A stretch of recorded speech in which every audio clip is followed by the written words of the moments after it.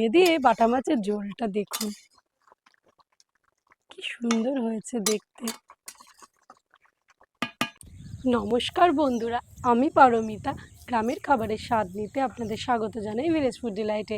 আজ আমি বাজার থেকে নিয়ে এসেছি বাটা মাছ আর চিংড়ি মাছ। বাটা মাছটা আমি একটু ছোটো সাইজে নিয়েছি আর বাজার থেকে কেটে নিয়ে এসেছি। আর চিংড়ি মাছটা আমি এখন এখানেই কাটবো। বাগান থেকে তুলে নিয়ে এসেছি কচি কচি ঝিঙে। এই বাটা মাছটাই আজকের বানাবো ঝিঙে দিয়ে।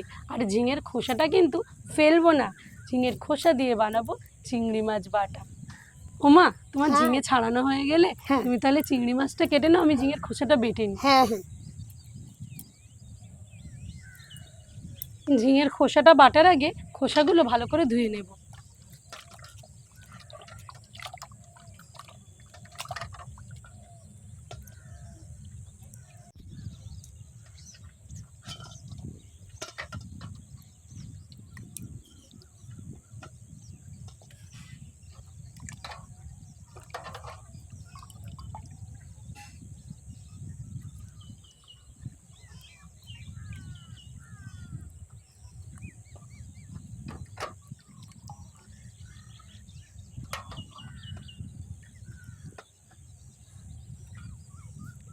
এবার ঝিঙের খোসাগুলো আমি বেটে নেব।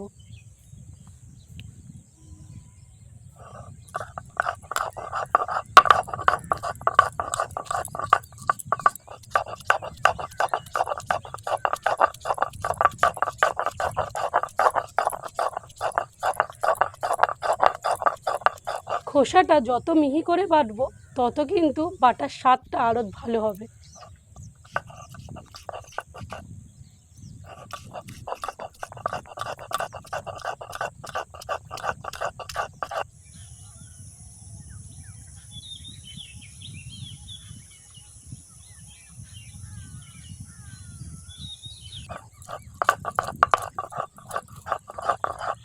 চিংড়ি মাছ আমার কাটা হয়ে গেছে, এবার জায়গাটা পরিষ্কার করে নিই।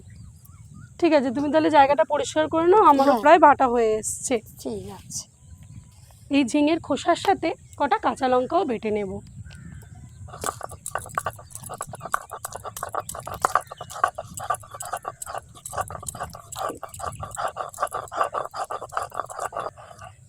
ঝিঙের খোসাও আমার বাটা হয়ে গেছে, এবার আমি এটাকে তুলে নিচ্ছি।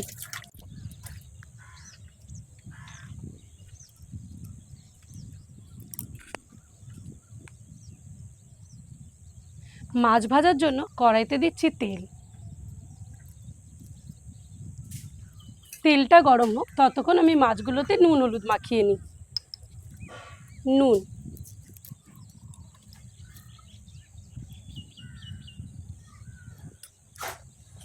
হলুদ, মাছগুলোতে ভালো করে নুন হলুদ মাখিয়ে নেব। জিরেটা বেটে নেব।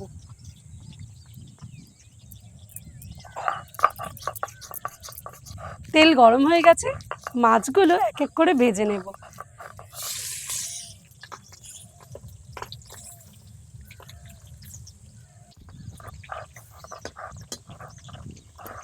এক পিঠ ভাজা হয়ে গেছে, আর এক পিঠ ভালো করে ভেজে নেব, তবে খুব বেশি কড়া করব না। মাছ ভাজা হয়ে গেছে, এবার তুলে নেব।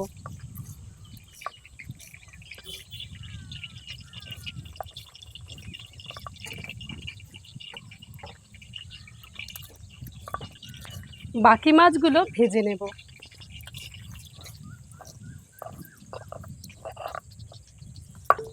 মৌরিটা বেটে নেব।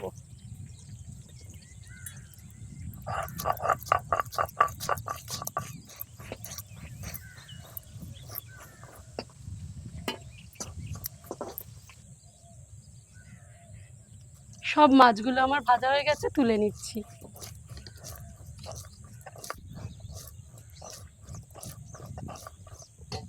এই মাছ ভাজার তেলেই বাটা মাছের ঝোলটা করে নেব।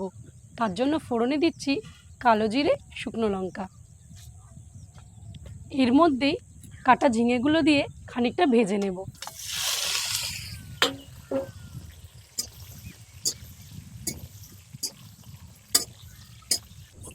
ধনেটা বেটে নেব।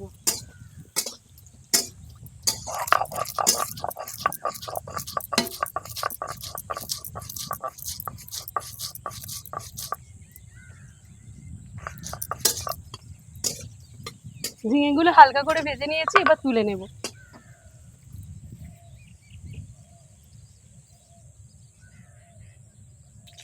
এই গরম তেলের মধ্যেই বাটা মশলাগুলো কষে নেব।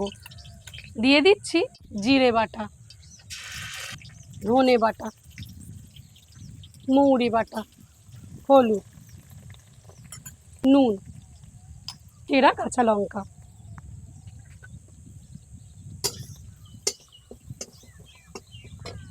জল।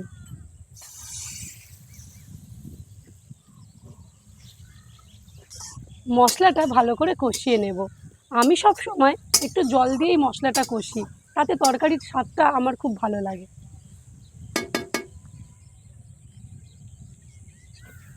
মশলা কষানো হয়ে গেছে, আর মশলার কাঁচা গন্ধটাও কেটে গেছে, আর কি সুন্দর একটা গন্ধ বেরিয়েছে।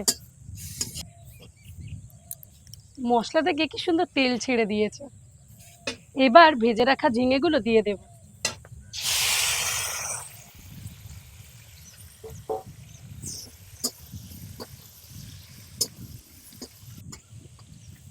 মশলার সাথে ঝিঙেটা ভালো করে মাখিয়ে নিয়েছি, এবার জল দিয়ে দেব। জল।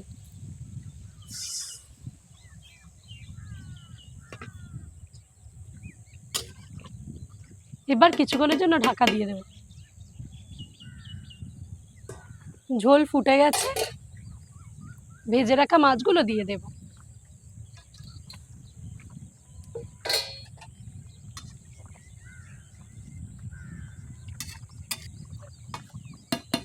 আবারও কিছুক্ষণের জন্য ঢাকা দিয়ে দেব। এবার ঢাকাটা খুলে দেখি, ঝিঙে দিয়ে বাটা মাছের ঝোলটা দেখুন কি সুন্দর হয়েছে দেখতে।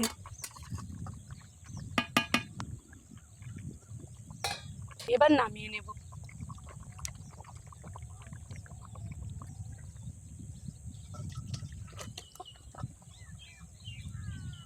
এবার ঝিঙের খোসা বাটাটা করে নেব।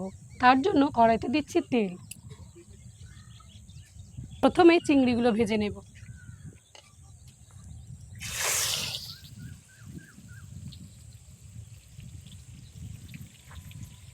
চিংড়িগুলো আমি হালকা করে ভেজে নেব, তারপর চিংড়িটা বেটে নেব। চিংড়িগুলো আমি হালকা করে ভেজে নিয়েছি, এবার তুলে নেব। গরম তেলে ফোড়নে দেব কালো জিরে, শুকনো লঙ্কা। দিয়ে দিচ্ছি রসুন বাটা।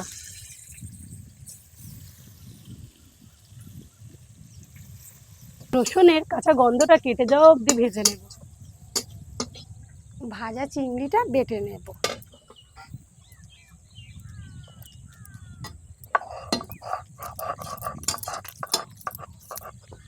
রসুন ভালো করে ভাজা হয়ে গেছে, ঝিঙের খোসা বাটাটা দিয়ে দেব।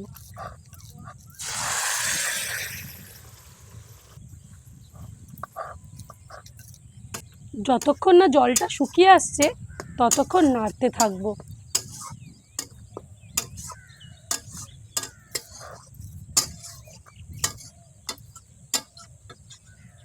খানিকটা জল শুকিয়ে এসছে, এবার নুন হলুদটা দিয়ে দেব। হলুদ, নুন, আরও খানিকটা জল বেরোবে যেহেতু নুন পড়েছে তাই।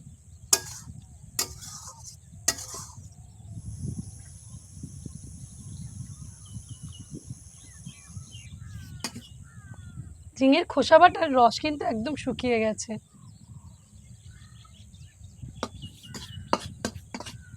কি সুন্দর তেলও ছেড়েছে।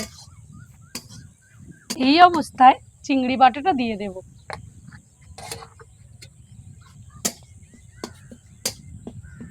সবুজ খোসা বাটা আর হলুদ চিংড়ি, কি সুন্দর লাগছে দেখতে।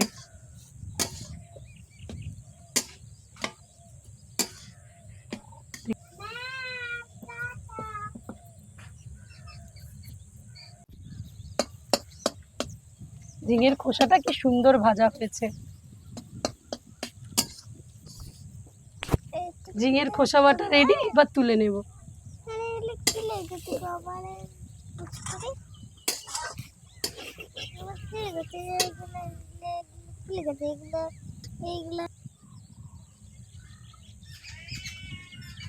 আগে বাটাটা খেয়ে দেখি মা। হ্যাঁ, তুমিও খেয়ে বলো কেমন হয়েছে।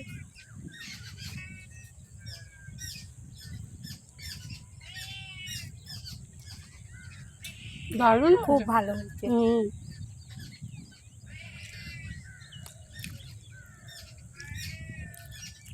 এমনি খোসা বাটা রসুন দিয়ে ভাজলে তো ভালো লাগে, হ্যাঁ, আর তার মধ্যে আরো চিংড়ি মাছ পড়েছে। ভালো হয়েছে, খুব ভালো। চিংড়ি মাছের একটা অসাধারণ ফ্লেভার, রসুনেরও একটা ফ্লেভার, দারুণ লাগছে খেতে গরম গরম ভাতের সাথে, অসাধারণ। এবার বাটা মাছের ঝোলটা খেয়ে দেখি।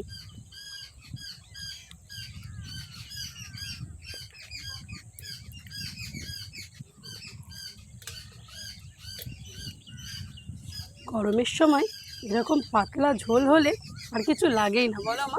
আর বাটাটাও অসাধারণ হয়েছে, ঝোলটা খেয়ে দেখি কেমন হতে পারে। ঝোলটা খুব ভালো হয়েছে। হ্যাঁ, আচ্ছা,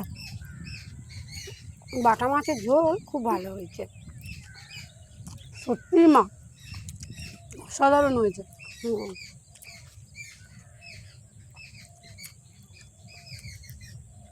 মাছটা খাই, খুব ভালো মাছটা। ঝিঙে দিয়ে বাটা মাছের এরকম পাতলা ঝোল হলে আর কিছু লাগে না। এই গরমের সময় ভীষণই ভালো লাগে খেতে। আপনারাও বাড়িতে এইভাবে বানিয়ে খাবেন, আশা করি ভালো লাগবে। আজ ভিডিওটি এখানেই শেষ করছি। আমার ভিডিওটি যদি আপনাদের ভালো লেগে থাকে, চ্যানেলটি সাবস্ক্রাইব করবেন।